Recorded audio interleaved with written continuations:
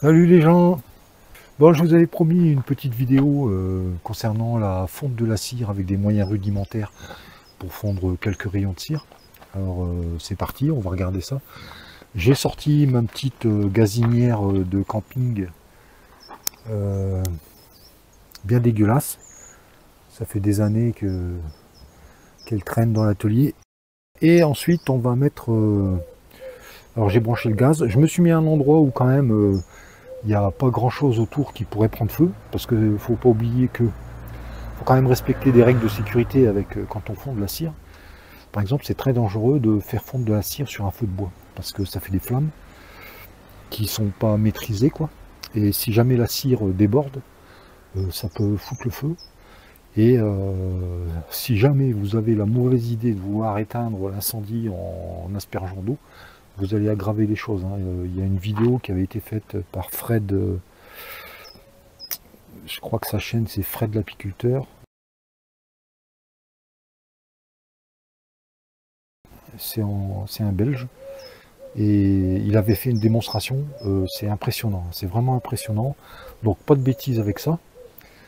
Bon, je parle un peu de sécurité parce qu'on m'a fait 2-3 reproches parfois que... Bon, enfin bref, passons. Donc, un endroit dégagé où vous risquez pas de mettre le feu. Ici, je me suis mis sur un tonneau, la gazinière, et puis je vais poser la cire que j'ai déjà préparée dans une cuvette. Bon, on va voir de plus près ce que j'ai mis dans la marmite, là. Alors j'avais déjà essayé de faire cette vidéo et puis il a commencé à faire noir et tout, ça allait pas du tout. Donc je reprends à zéro. Alors j'avais déjà enlevé des brèches et j'ai voulu rajouter de l'eau. Tiens, d'ailleurs je pourrais la changer l'eau. Et j'ai sorti de l'eau de ma cuve, la grande cuve, qu'on va voir après, hein. Je vous présente d'abord la méthode la plus simple. Et je me suis trompé, j'ai fait couler de la cire. Bon, c'est pas grave, hein, ça ne va pas changer grand chose à la méthode, quoi. Bon voilà, alors on va laisser tranquillement ça chauffer. Et puis je remettrai des brèches. Je remettrai des brèches dedans. Alors une méthode pour les brèches, c'est de les laisser un petit peu au soleil. Parce que j'avais commencé à faire une démonstration avec un couteau, mais c'est merdique. Avec un couteau, on se fait chier, quoi. Alors pour des vieux cadres, on peut s'amuser à couper en essayant de suivre les fils.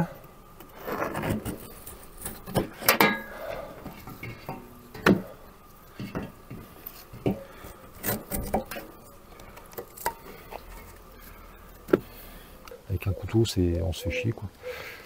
Tandis que si on met un petit peu les brèches au soleil, on peut arracher les rayons de cire.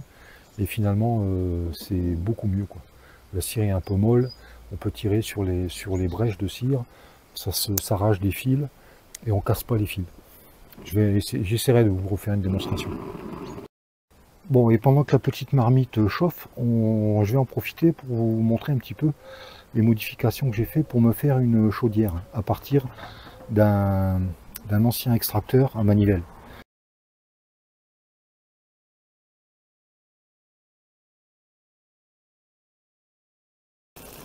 Bon voilà, ça commence à être bien fondu. Alors bon, on peut mélanger un petit peu, hein, pour casser tous les... Ouais, c'est assez fondu. Alors, problème. Quand on veut filtrer ça, avec, par exemple, en passant par-dessus le filtre, en versant dans un filtre, la cire, comme elle a tendance à rester au-dessus, eh bien, on a des déchets qui restent encore plein de cire. Je vais chercher une passette pour voir. Voilà, j'ai sorti deux passoires, un à grosse maille, l'autre à petite maille, et on va voir que si on veut, bon, bien sûr là elle est froide, il faut que ça se réchauffe d'abord. Alors si on veut prendre comme ça, égoutter, et ben les déchets, alors on peut récupérer de la cire, Mais les déchets qui restent dans la passette, c'est encore plein de cire. Donc c'est pas la bonne méthode. Bon, il vaut mieux vider ça. Alors ce que je vais faire avec le filtre, on peut le faire avec ça d'ailleurs. On appuie sur les brèches et on récupère avec. Alors là j'ai ramené une petite louche, mais j'ai rien de mieux que ça. Et on récupère la cire propre. Voilà. Alors c'est long, hein, bien sûr, mais au moins les brèches, les cocons restent bien au fond et on récupère vraiment le maximum de cire. Puis vous allez voir, on va rajouter de l'eau. Alors bien sûr c'est un jeu un peu long, hein. Je vais chercher donc mon filtre là et on va faire le truc. Donc même souci avec une petite passoire. Si on veut faire comme ça pour enlever les déchets et ne garder que la cire, et bien dans ces déchets là qui restent dans le filtre, c'est encore plein de cire parce que la cire elle est au-dessus dès le départ. Donc on se retrouve avec des déchets encore plein de cire. Tandis qu'en enfonçant les déchets avec ce filtre comme ça permet. Alors il faut trouver une combine pour maintenir le filtre enfoncé. Bon, moi je ne me sers pas de cette méthode hein, habituellement, mais c'est pour vous expliquer que il y a quand même une méthode qui permet de récupérer un maximum de cire. Et maintenant, alors bon, il faut que je mette de l'eau chaude. Je vais mettre un peu d'eau chaude au fond de mon seau et je reviens. Bon voilà, j'ai mis un petit peu d'eau chaude au fond de mon seau et là j'ai perdu ma louche. Elle est où putain? Je crois pas. Bon voilà, j'ai ma petite louche. Alors j'ai que ça. J'ai pas mieux. Alors voilà. Alors bien sûr, il y a quand même un petit peu de saloperie qui passe à travers le grillage. Mais c'est pas bien grave puisque de toute façon il faut toujours faire plusieurs fontes hein, pour avoir une cire bien propre. Et donc en faisant comme ça, eh bien on extrait le maximum de cire qu'il peut y avoir dans les cocons. Et à la fin il ne restera que des cocons vraiment complètement débarrassés de la cire qu'il peut y avoir à l'intérieur, quoi.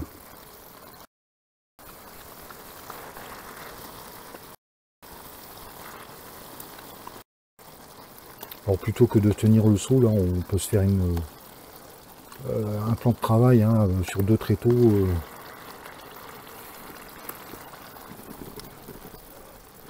Comprenez bien que d'habitude je fais pas comme ça moi. J'utilise ma chaudière. On verra d'ailleurs, on verra. Ah merde. Je vous montrerai la suite là.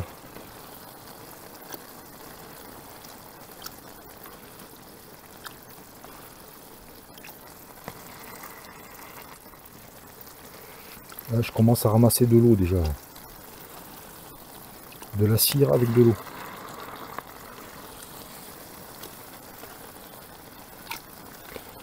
Alors au fur et à mesure que le niveau baisse, bah, il faut rajouter de l'eau bien chaude.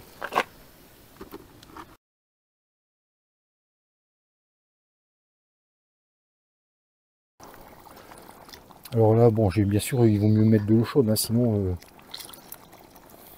on va passer un temps fou. Bon là, évidemment, c'est mieux d'avoir une deuxième gazinière sur laquelle on a fait chauffer l'eau.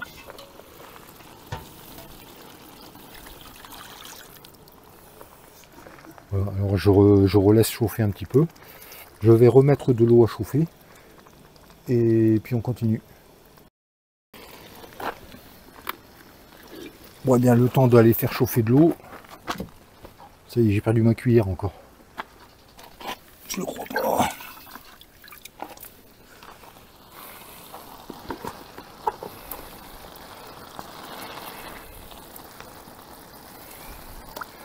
Alors je continue comme ça, hein. Et petit à petit, il n'y aura plus que de l'eau qui va remonter.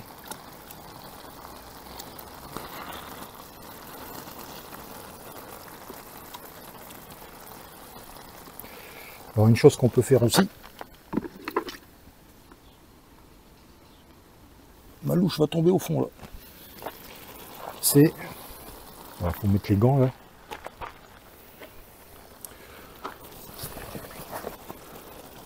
de temps en temps il faut mélanger tout ça.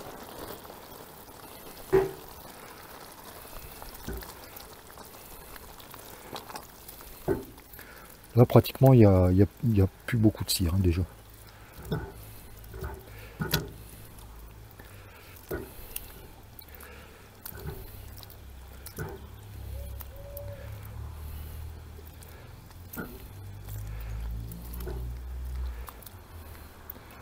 Voilà, je remets mon filtre et je vais remettre de l'eau.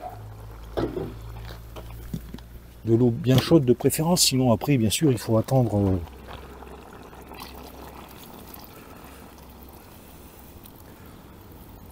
Bon, allez, je vais à fond.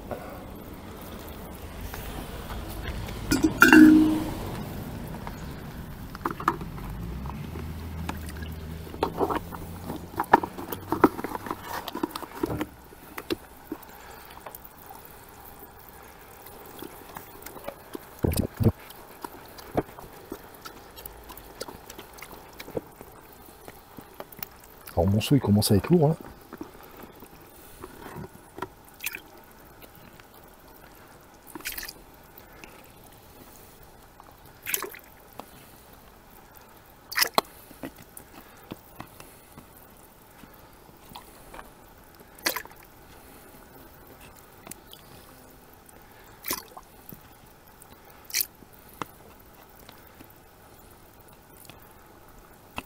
Hop là, je me suis éclaboussé, bravo. Oui, c'est vrai que c'est un truc que j'ai pas dit, mais mieux vaut mettre des vieilles fringues, hein, parce qu'on finit toujours par s'en mettre un petit peu partout.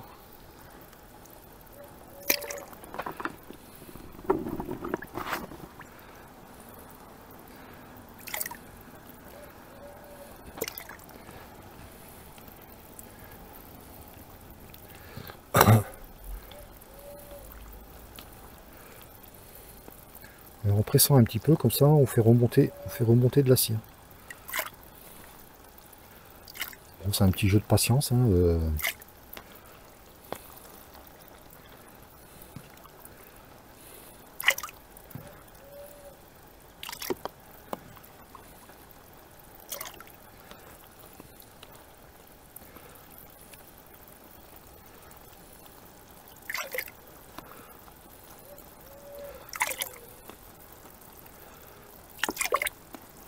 Alors évidemment, il ne faut pas s'attendre à récupérer 10 kilos comme ça, hein.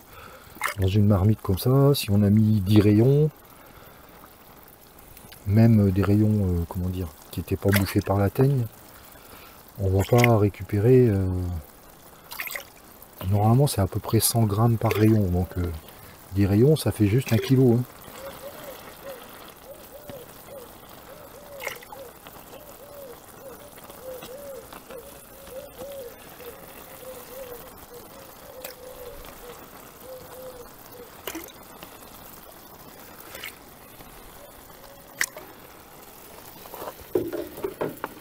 Enfin, je vais pas